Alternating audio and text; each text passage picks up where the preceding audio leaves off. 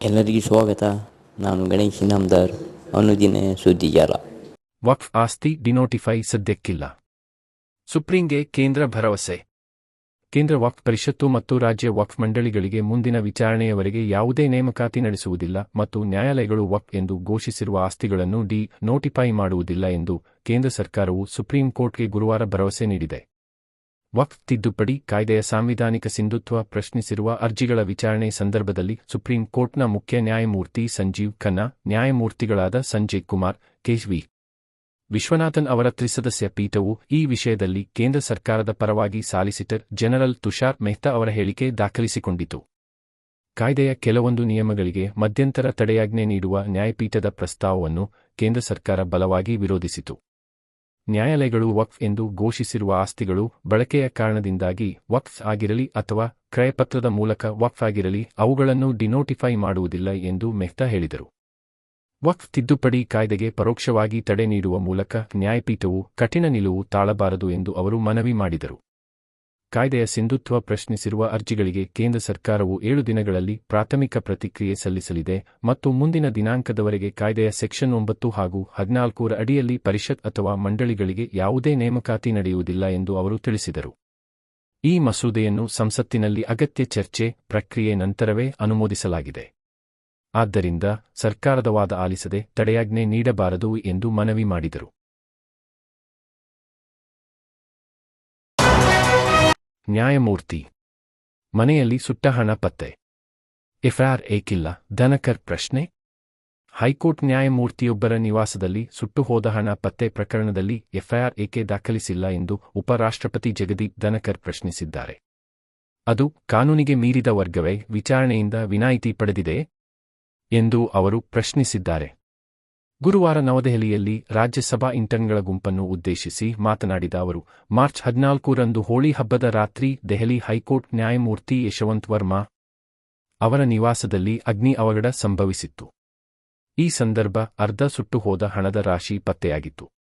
ಈ ಸಂಬಂಧ supreme court ಆಂತರಿಕ ತನಿಖೆಗೆ ಆದೇಶಿಸಿದೆ.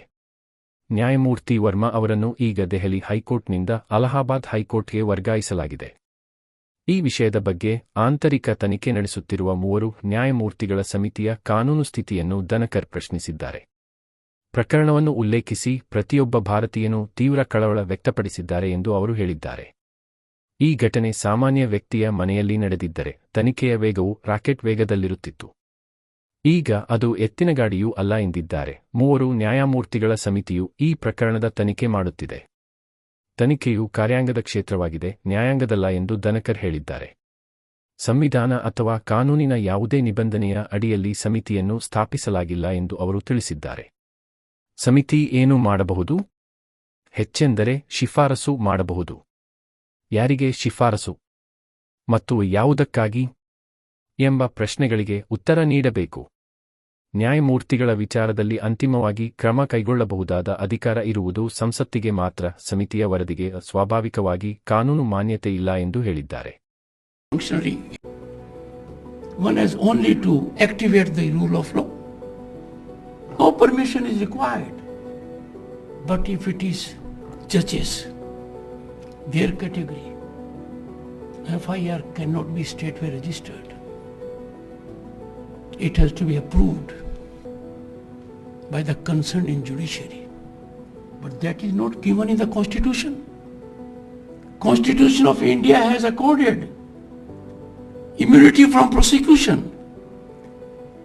only to the Honorable President and the Honorable Governors. So how ಶೀಘ್ರದಲ್ಲೇ ಕೈಲಾಸ ಮಾನಸ ಸರೋವರ ಯಾತ್ರೆ ಪುನರಾರಂಭ. ಶೀಘ್ರದಲ್ಲೇ ಕೈಲಾಸ ಮಾನಸ ಸರೋವರ ಯಾತ್ರೆಯನ್ನು ಪುನರಾರಂಭಿಸುವ ಸಾಧ್ಯತೆಯಿದೆ. ಈ ಬಗ್ಗೆ ಸಾರ್ವಜನಿಕ ಪ್ರಕಟಣೆಯನ್ನು ಹೊರಡಿಸಲಾಗುವುದು ಎಂದು ಭಾರತ ಸರ್ಕಾರ ಗುರುವಾರ ಹೇಳಿದೆ. ಈ ಯಾತ್ರೆ ಇದೇ ವರ್ಷ ಆರಂಭವಾಗಲಿದ್ದು ನಾವು ಸಿದ್ಧತೆಗಳನ್ನು ಮಾಡಿಕೊಳ್ಳುತ್ತಿದ್ದೇವೆ ಎಂದು ವಿದೇಶಾಂಗ ಸಚಿವಾಲಯದ ವಕ್ತಾರ ರಣಧೀರ ಜೈಸ್ವಾಲ್ ಹೇಳಿದ್ದಾರೆ. 2020ರಿಂದ ಮಾನಸ ಸರೋವರ ಯಾತ್ರೆಯನ್ನು ಸ್ಥಗಿತಗೊಳಿಸಲಾಗಿತ್ತು.